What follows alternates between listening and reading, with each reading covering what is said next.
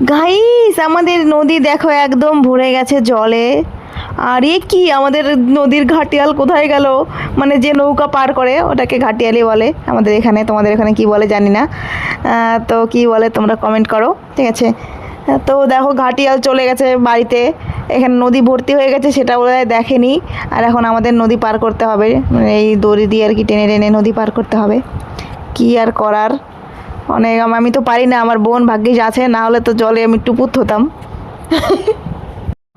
আর আগে না যখন ছোট ছিলাম মানে এই নদীতে আমি অনেক স্নান করেছি, অনেক ভরা জলেও না নদী পার হয়েছি, কিন্তু এখন কি যে হয়েছে মানে জল দেখলে আমি এতটা ভয় পাই, মানে আমি জলে যদি অল্প জলেও যদি চান করি না, মনে মনে হয় কি যে কে যেন টেনে নিয়ে গেল নিচ থেকে। তোমাদের কি কারো এরকম হয়? তাহলে কমেন্ট করো।